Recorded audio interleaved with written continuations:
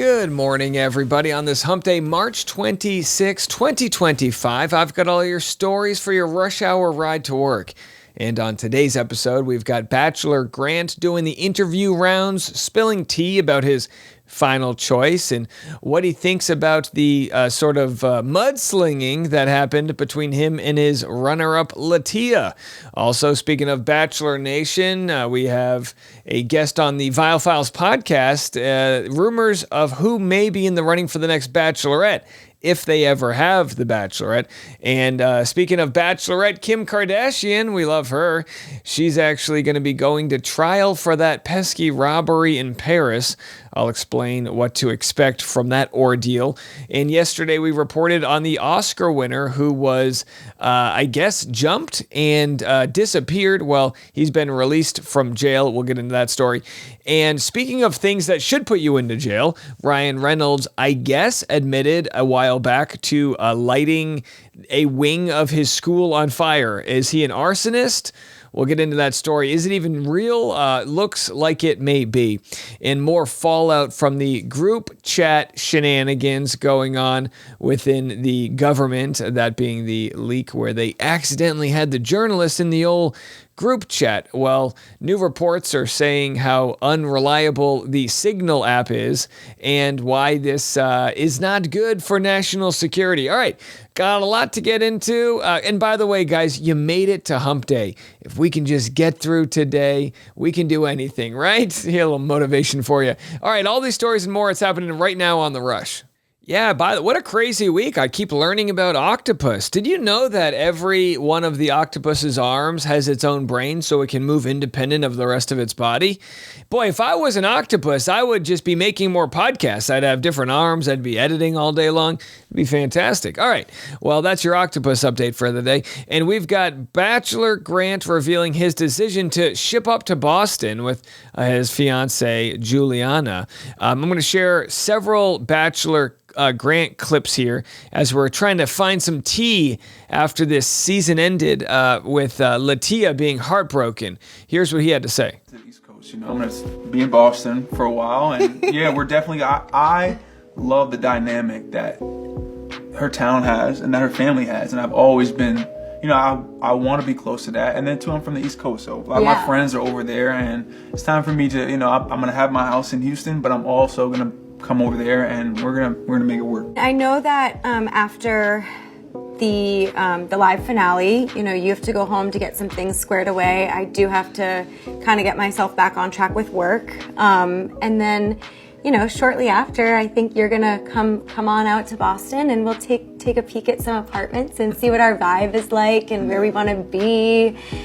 South End, Back Bay area. All right, there it is. And look, I'm not one of those that's like, well, let's see how long it lasts. But with regard to The Bachelor, the clock is ticking. And again, please beat the odds and make it work.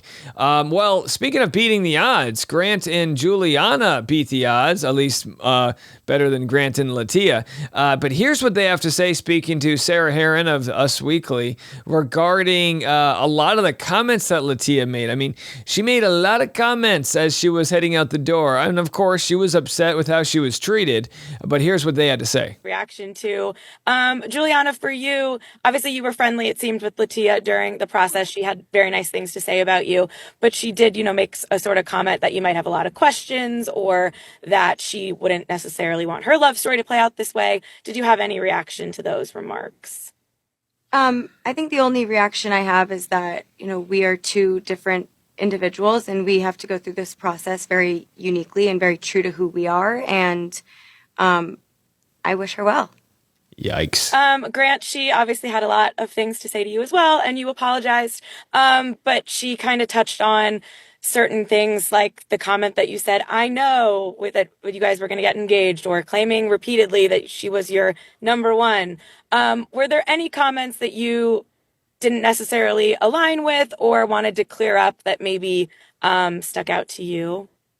Yeah, there's a lot that I didn't align with, but I let her speak her truth and her piece, and I'm not gonna sit up there and argue with her on stage about what she thought I said, but I think that having a little more clarity, I think that when you are the Bachelor, you do see your final two contestants as somebody that could be your wife. So I think that maybe that's where some confusion came into play. Mm-hmm. And then, you know, there's room for interpretation when things are said, quote unquote, off camera.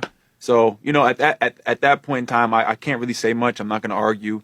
I just have to accept whatever the conditions are and apologize and let her feel how she feels, because she's in a tough situation and she's hurt. So. Yeah, I mean, he's so right. What are you going to say?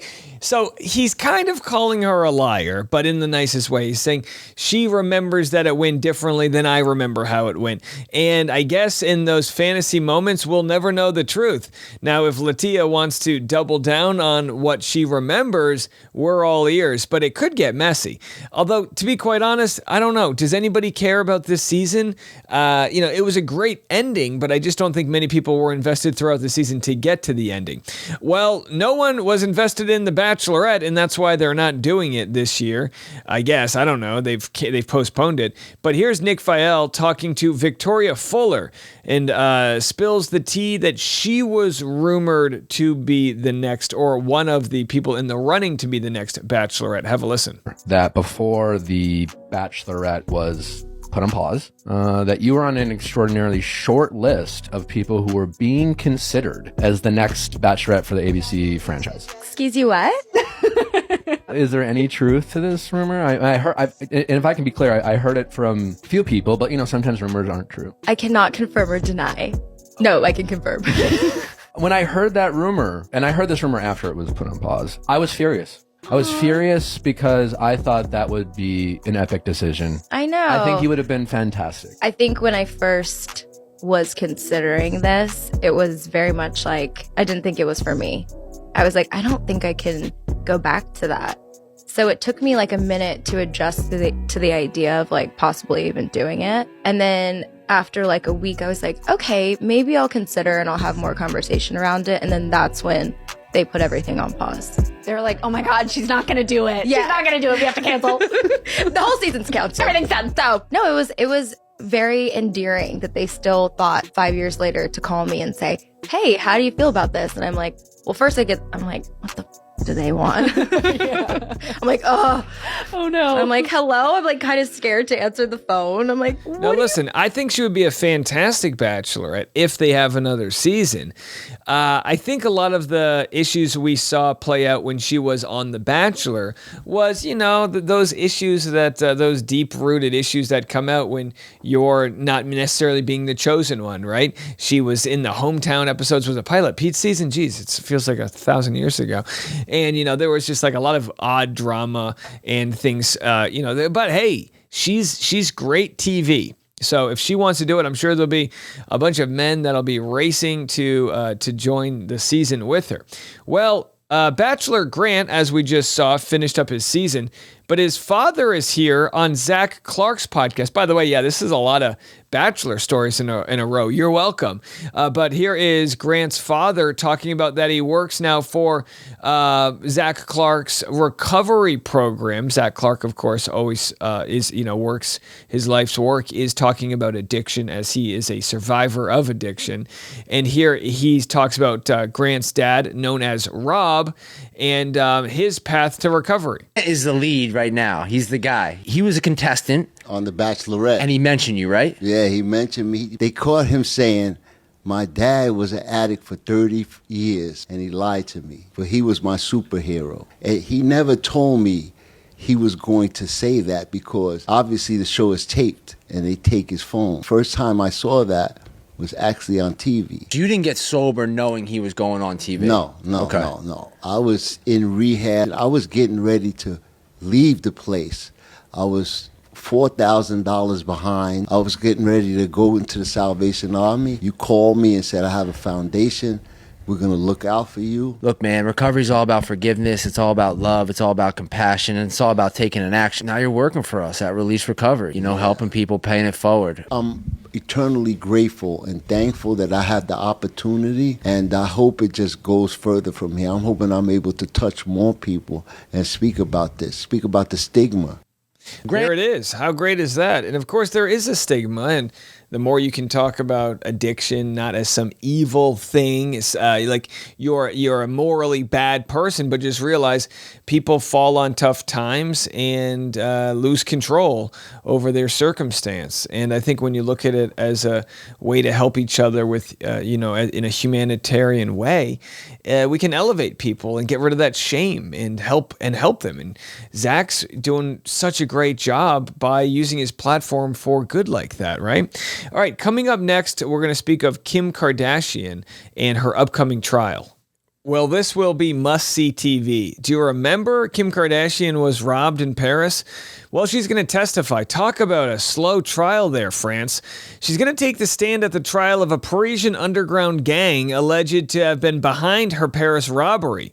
Sources with direct knowledge tell TMZ she's going to go to the robbery trial in France in May, when she will testify on the stand at the jury trial, all because of she was a target of a 2016 jewelry heist that saw her bound and gagged at gunpoint while armed robbers forced their way inside the Paris apartment she rented out for Fashion Week.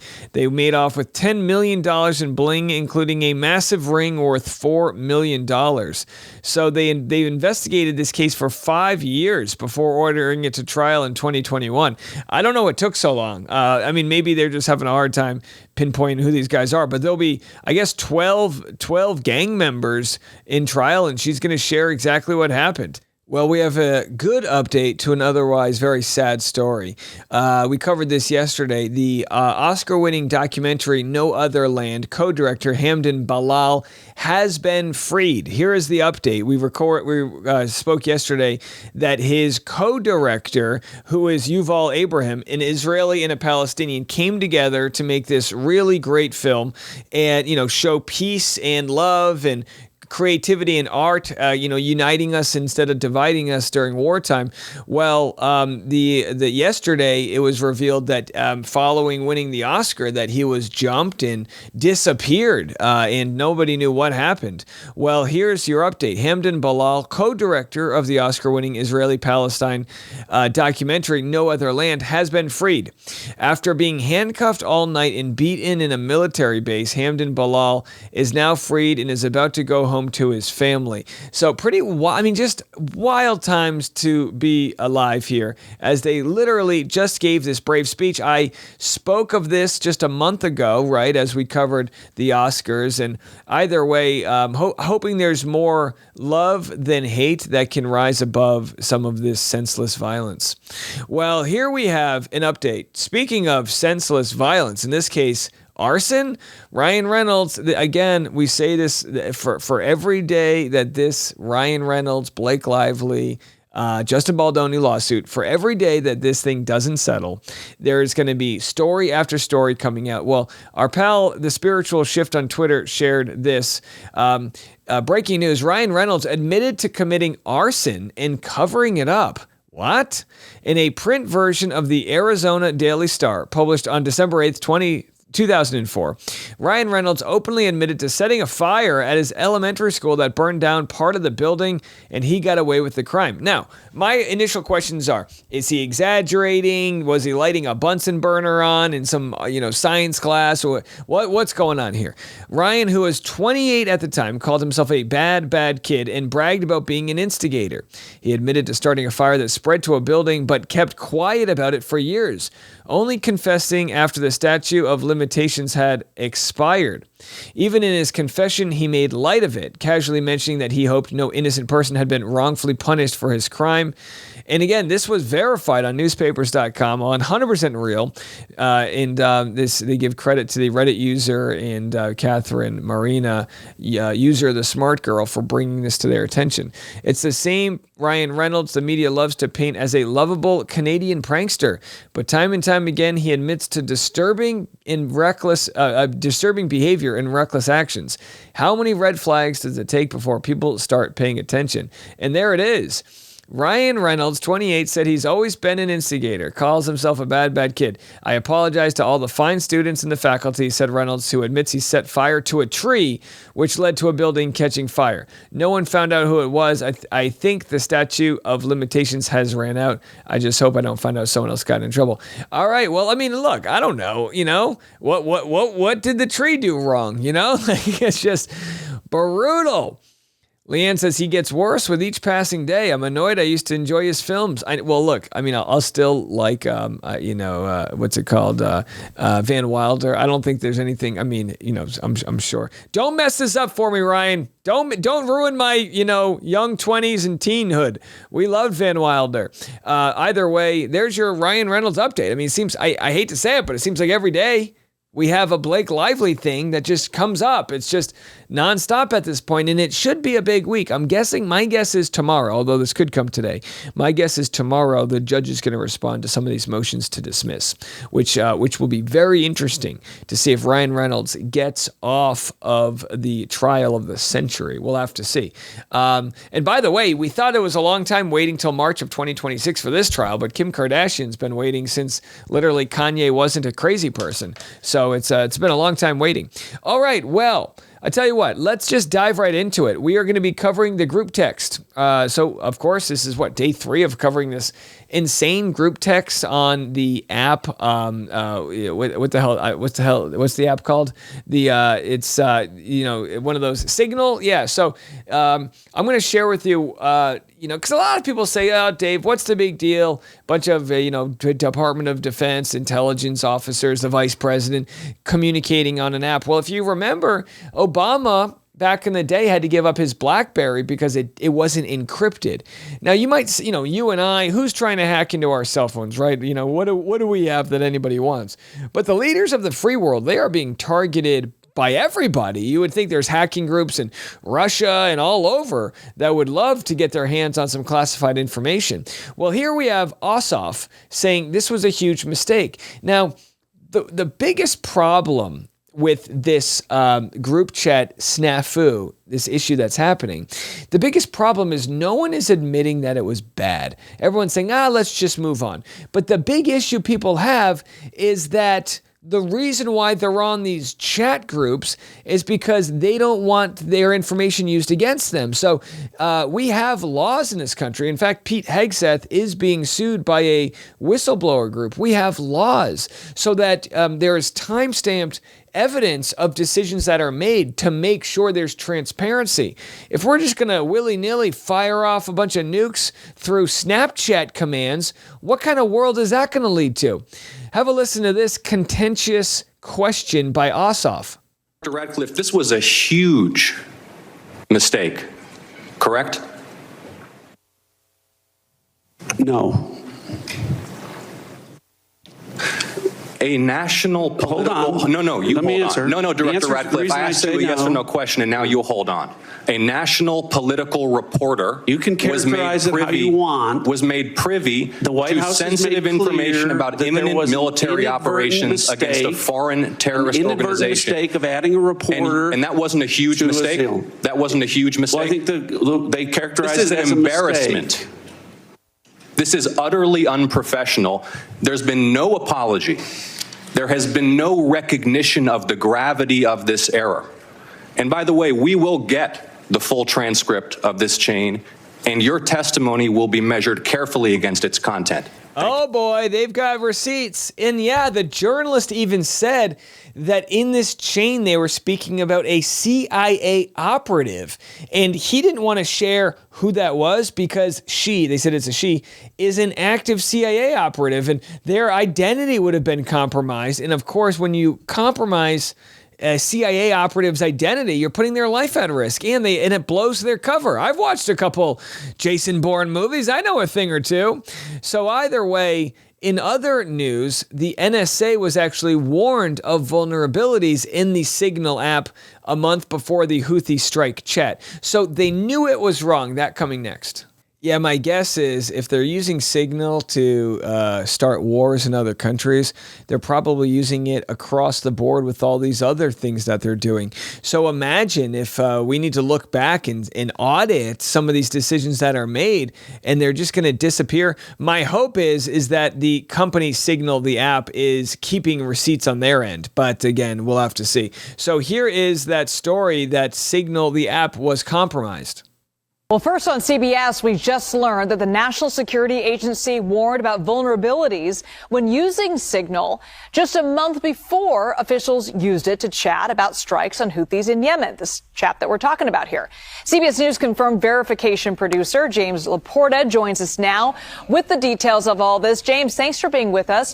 What were the concerns outlined in that report?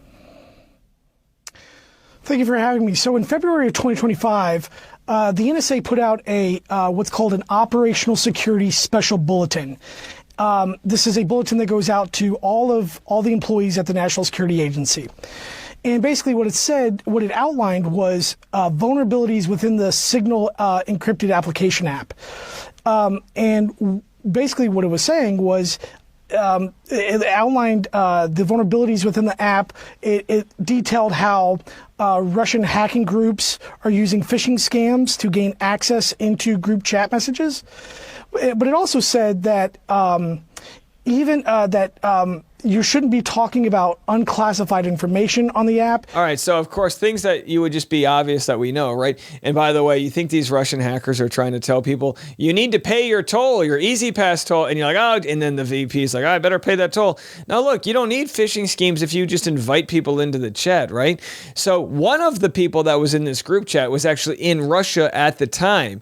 Now you have to imagine, if you're in Russia, you're using their internet. God, now I don't know how it works, but you got to imagine that can't be too safe, right? Well, here is, I guess, just the mockery being made of these emojis. They're literally being like going to war and sending each other emojis. Like, what? We fist American flag fire. So I'm holding this up. I think we could just keep the committee shorter. If like when we agree, we just hold this up. And by the way, this is Mr. Moskowitz holding up a large poster version of the fist pump emoji, the American flag emoji, and the fire emoji. Now that fire emoji we'll also use for Ryan Reynolds, but that's for a different story. No, I think you're supposed to have the flexed arm instead of the fist. No, it was just it was just the fist. What Signal chat are you in? All right, there it is, folks. That's it. That's the government. That's how it runs. Just mockery, right? All right, so a couple more stories of this. I mean, people are saying, yeah, you can't have it all these ways. It's not unclassified, so it's fine, and then it is classified. It's like, own up to it, admit you're wrong, and let's get back to doing things the right way. As a dad would say, now that I'm a dad, I can say it. Hey, U.S. government, knock it off. Well, of course it is. You can't have it all the ways. You can't say that Signal is super secure, yet we unwittingly added a journalist to it. That's crazy.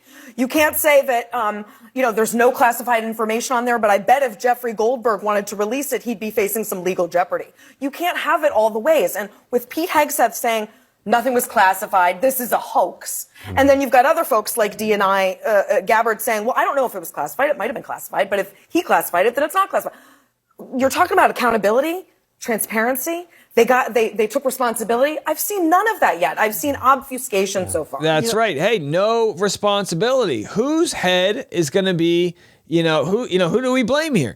Now, hold on. Trigger warning. I'm going to share Kamala Harris. Some people might get a little triggered from this. She's been a little MIA since the election. Well, she discusses, this is, I think, an old clip here. She discusses that the Biden administration forbid group chats, probably for good reason. Have a listen. Okay, and I'm going to play my little violin. Okay. I don't get to text anymore.